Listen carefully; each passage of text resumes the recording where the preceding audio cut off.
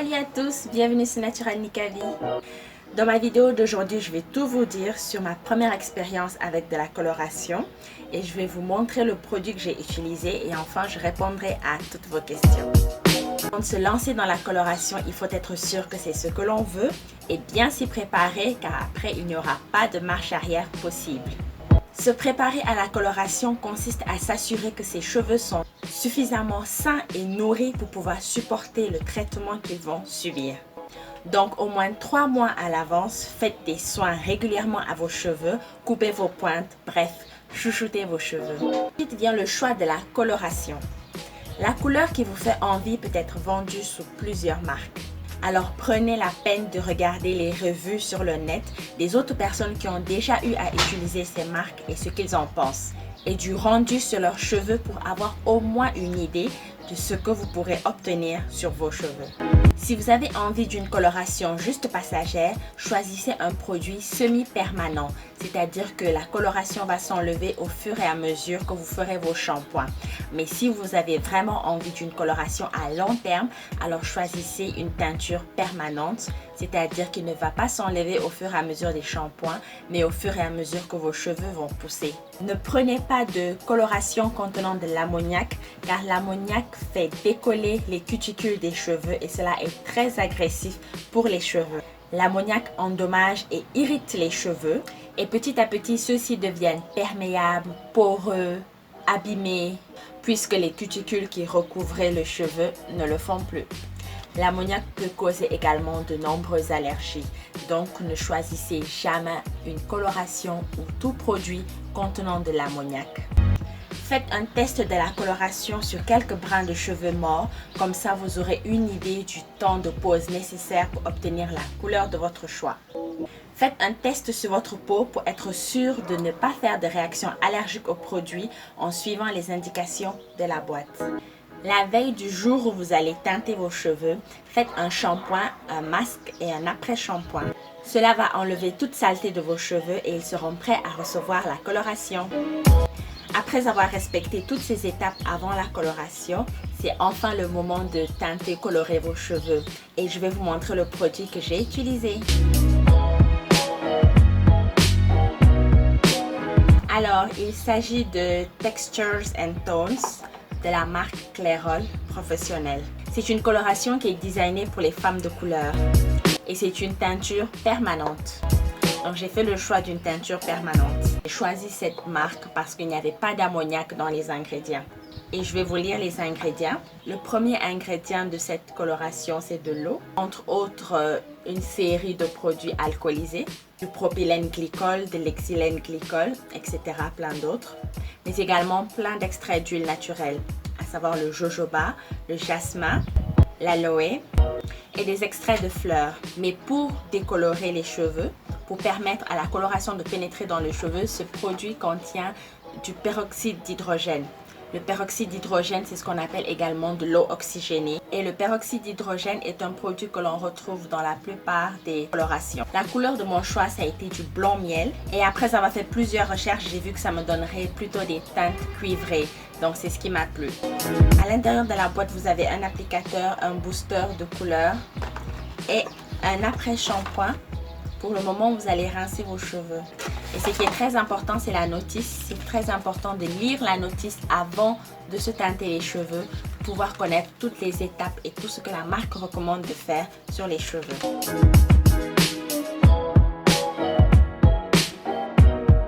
La coloration étant permanente, j'ai donc attendu d'avoir des repousses pour que la teinture disparaisse d'elle-même. Vous voyez qu'il m'en reste toujours et ça fait exactement 2 ans que je me suis teinté les cheveux. Maintenant, on va passer aux questions parce que vous m'avez laissé beaucoup de questions au sujet de la coloration. Donc, je vais y répondre sans plus tarder.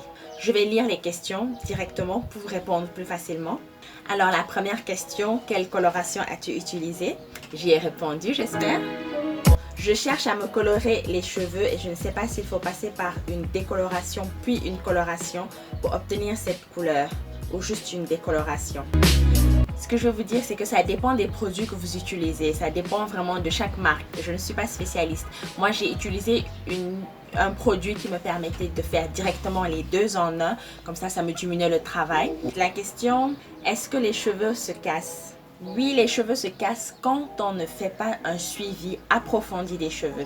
C'est-à-dire juste après la coloration, il faut être à fond sur les soins, faire des soins chaque semaine, être régulière, être consistante, faire des soins protéinés, des soins hydratants. Et si vous ne le faites pas régulièrement, les cheveux vont s'assécher et vont se casser. Même quand vous faites ces soins, les cheveux vont quand même se casser, mais la casse sera minime par rapport à si vous ne faites pas du tout un entretien. Ensuite, j'adore ta coloration, merci. Est-ce que tu l'as fait au salon de coiffure ou chez toi? Donc la coloration, je l'ai faite à la maison, mais je ne l'ai pas faite moi-même. Je vous explique que j'ai demandé à ma mère de me teinter les cheveux. Je vous recommande de demander à une personne de votre entourage de le faire pour vous, tout en regardant ensemble les instructions, en lisant très bien la notice, en vous préparant toutes les deux. Si vous n'avez personne pour vous le faire, si vous voulez un travail de professionnel, bien évidemment, allez dans un salon de coiffure et faites confiance aux professionnels. Autre question, est-ce que les cheveux défrisés peuvent également être teintés? Je vais dire que les cheveux défrisés, oui, peuvent être également teintés. Mais n'oubliez pas que le défrisage, c'est déjà l'application d'un produit chimique sur les cheveux. Donc, si vous mettez encore une coloration, ça fait 2 fois de produit chimique. Attention, ça fera 2 fois les dégâts. Est-ce que des cheveux qui ont été teintés tout en noir peuvent ensuite être teintés tout en blond miel, c'est-à-dire la couleur? Personnellement, je n'ai jamais essayé. Je n'ai jamais teinté mes cheveux auparavant. C'est ma toute première fois. Alors, pour celles qui l'ont déjà fait, s'il vous plaît, répondez en commentaire. Pour les cheveux déjà teintés en noir, est-ce que les teinter en blond dans la même période, est-ce que c'est bien ou est-ce que c'est mal? S'il vous plaît, répondez en commentaire. Aidez-nous à savoir. Est-ce que tu as appliqué la coloration sur toute la tête?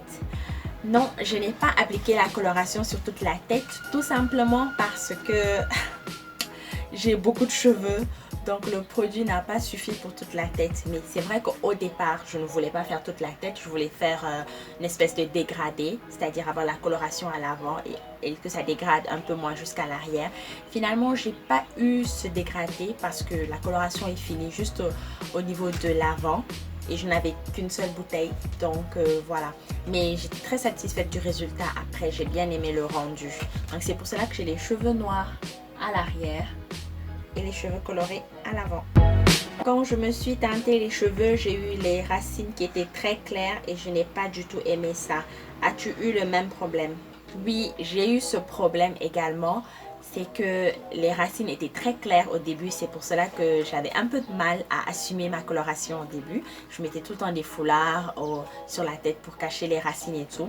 Mais en fait, j'ai compris, l'erreur a été que lorsqu'on a mis le produit, la notice était expliquée, mettez le produit d'abord sur les pointes, ensuite vous remontez tout doucement les longueurs et vous terminez sur les racines. Mais le temps qu'on a mis sur les racines, ça fait quand même une dizaine de minutes et c'était largement suffisant pour que mes racines soient plus claires que mes longueurs. Donc au début c'était un peu difficile, mais au bout de quelques jours, une semaine ou deux, il y a un début de repousse et ça se stabilise. On arrive à la fin de cette vidéo. Je vous ai montré le produit que j'ai utilisé et je vous ai donné les conseils à faire avant de se teinter les cheveux. Dans une prochaine vidéo, je vous montrerai mon évolution capillaire durant toute cette période où j'ai eu les cheveux teintés. Ça fait 2 ans maintenant. Et je vous montrerai également les secrets pour faire pousser les cheveux pendant qu'ils sont colorés. Si cette vidéo vous a plu, montrez-le en likant. Dites-le moi en commentaire et partagez autour de vous. Pour les nouveaux qui découvrent la chaîne, pensez à vous abonner en cliquant sur la case rouge pour ne rien manquer de mes prochaines vidéos. Et n'hésitez pas à regarder les anciennes vidéos, me dire en commentaire ce que vous en pensez, likez et partagez autour de vous. Je vous remercie énormément d'avoir regardé cette vidéo jusqu'au bout. Je vous embrasse tous. À bientôt les Nikachou. Peace.